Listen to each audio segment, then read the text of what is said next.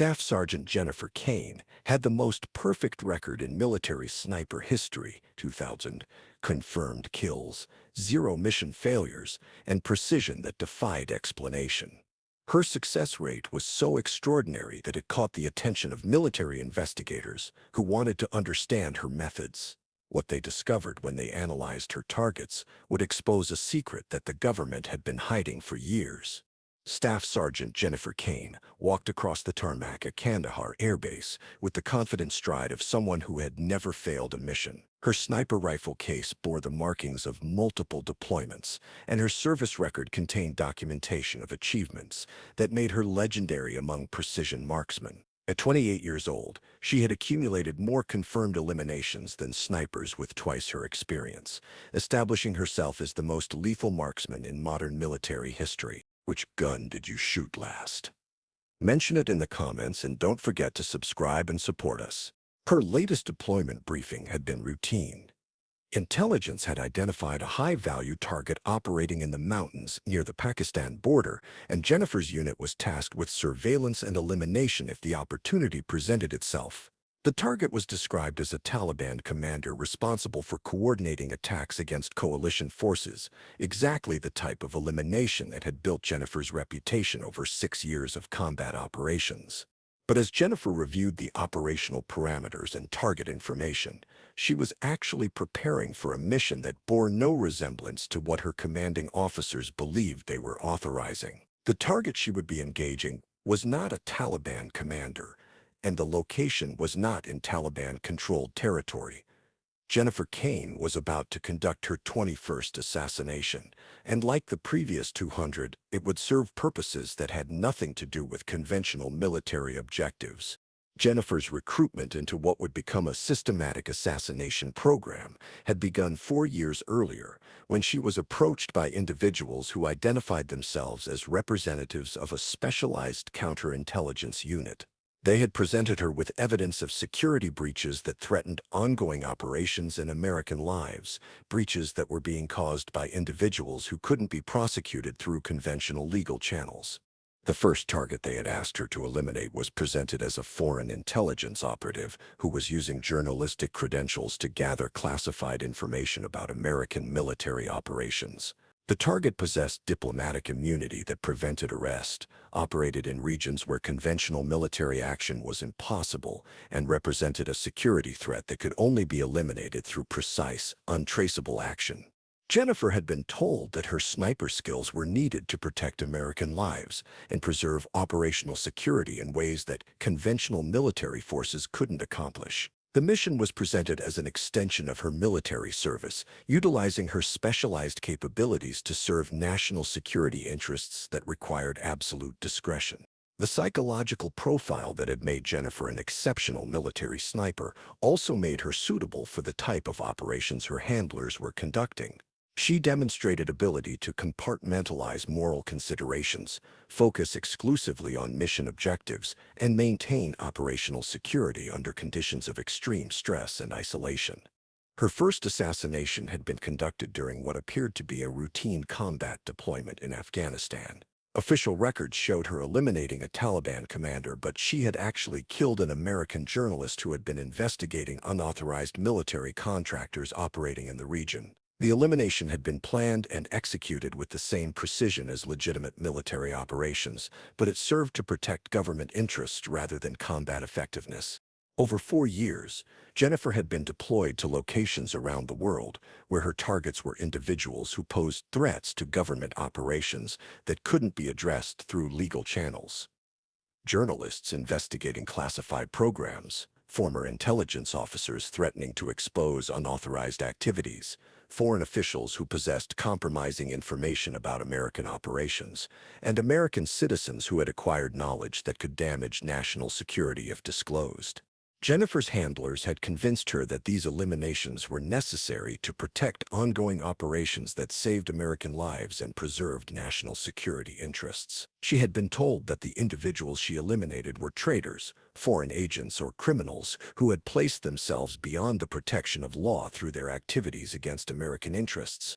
The sophistication of Jennifer's assassination program was extraordinary. Each elimination was planned to appear as either enemy action during combat operations or accidental death in civilian settings. Her targets were eliminated using methods that left no forensic evidence connecting their deaths to American government operations, and Jennifer's presence in target areas was always explained through legitimate military assignments. Jennifer's official service record documented deployment to combat zones where she engaged enemy combatants as part of routine military operations. But her actual activities during these deployments involved surveillance and elimination of targets who had been identified through intelligence networks that operated outside conventional military channels. The compartmentalization required to maintain her dual identity had been managed through psychological conditioning that allowed Jennifer to maintain separate mental frameworks for her legitimate military service and her assassination activities. She genuinely believed that both roles served American interests and that the secrecy surrounding her assassination missions was necessary to protect operational effectiveness. But the psychological stress of conducting systematic assassinations while maintaining the appearance of conventional military service had created internal conflicts that affected Jennifer's behavior in ways that eventually attracted attention from military investigators who were responsible for monitoring personnel involved in sensitive operations. The investigation that would ultimately expose Jennifer's assassination program began when statistical analysis revealed patterns in enemy casualties that didn't correspond with reported combat activities. Jennifer's kill rate was significantly higher than other snipers operating in similar conditions, and the circumstances of her eliminations showed consistency that suggested systematic planning rather than opportunistic engagement. Military investigators initially assumed that Jennifer's exceptional performance indicated superior training, tactical awareness, or operational conditions that could be studied and replicated in other units. But closer examination revealed discrepancies between her reported activities and intelligence assessments of enemy presence in areas where her eliminations had occurred.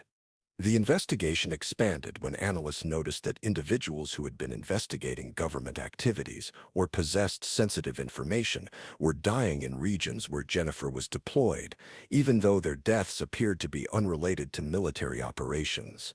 The correlation was subtle but statistically significant enough to warrant detailed analysis.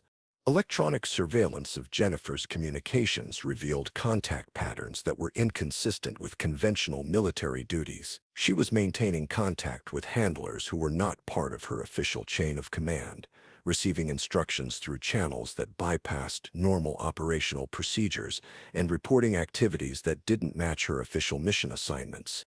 Financial analysis revealed that Jennifer was receiving compensation beyond her military salary through accounts that were designed to avoid detection by routine oversight procedures. The payments corresponded with the timing of her eliminations and suggested systematic compensation for activities that weren't part of her official military duties.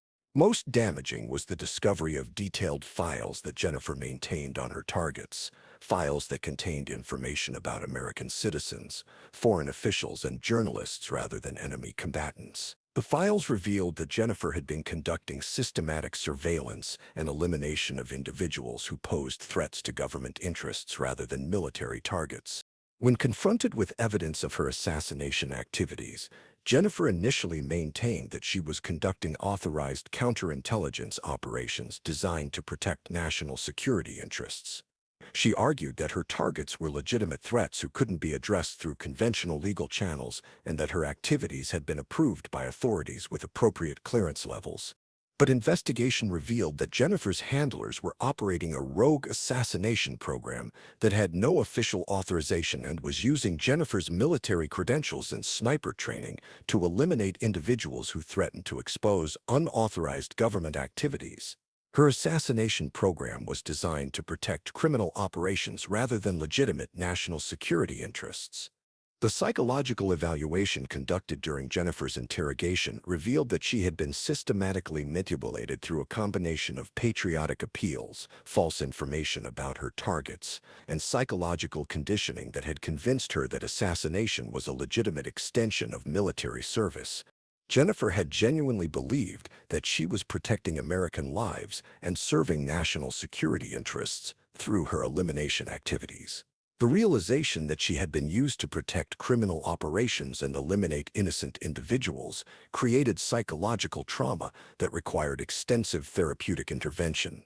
The investigation into Jennifer's assassination network led to arrests and prosecutions of numerous individuals who had been involved in recruiting, directing, and supporting her activities. The network was revealed to be a criminal organization that had been using government resources and military personnel to eliminate threats to their unauthorized operations. Jennifer's case exposed a systematic failure of military oversight that had allowed unauthorized personnel to recruit military snipers for assassination activities. Her exceptional service record and sniper qualifications had made her above suspicion while providing perfect cover for elimination activities that appeared to be legitimate military operations.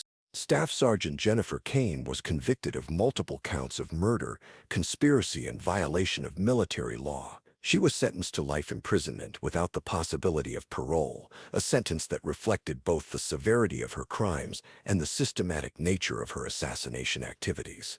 The military implemented comprehensive reforms to sniper operations and deployment procedures following Jennifer's conviction, including enhanced oversight of personnel assignments, improved monitoring of communications, and systems designed to detect unauthorized activities by military personnel.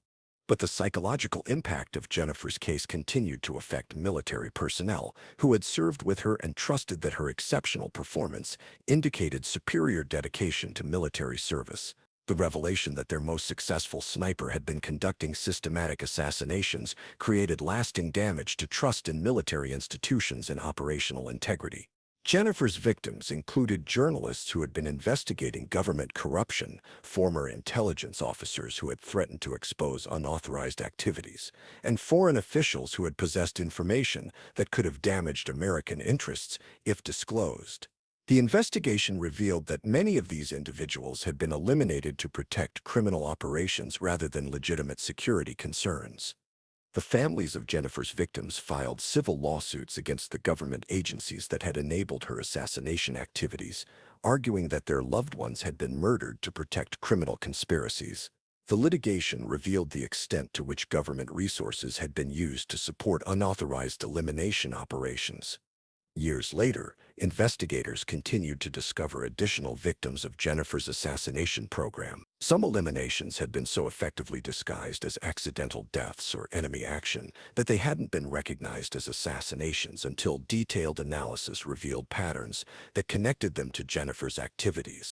Jennifer Kane remained in federal prison, serving multiple life sentences with no possibility of release. Prison officials noted that she continued to struggle with the psychological trauma of realizing that her military service had been corrupted to serve criminal interests rather than national security. The sniper training programs that had produced Jennifer's exceptional marksmanship skills were extensively reviewed and reformed to include enhanced screening procedures designed to identify personnel who might be vulnerable to recruitment for unauthorized activities. But Jennifer's case demonstrated that even the most trusted military personnel could be manipulated into serving interests that were fundamentally contrary to their sworn duties.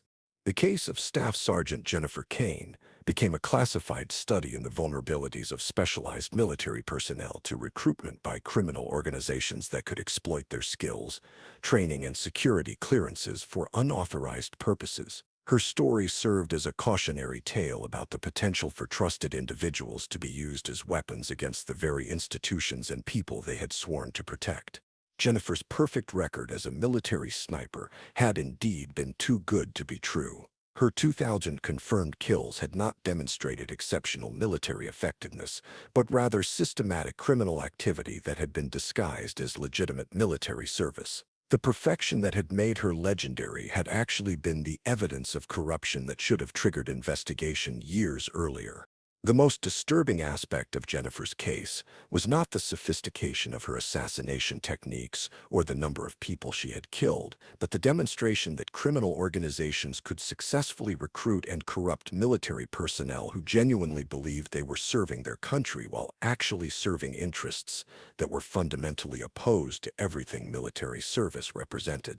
Staff Sergeant Jennifer Kane had spent 6 years building a reputation as the most successful sniper in military history. She had also spent 4 of those years conducting systematic assassinations that served criminal interests while believing she was protecting national security. Her perfect record had been perfect evidence of imperfect loyalty, and her exceptional service had been exceptional betrayal of everything she had sworn to defend.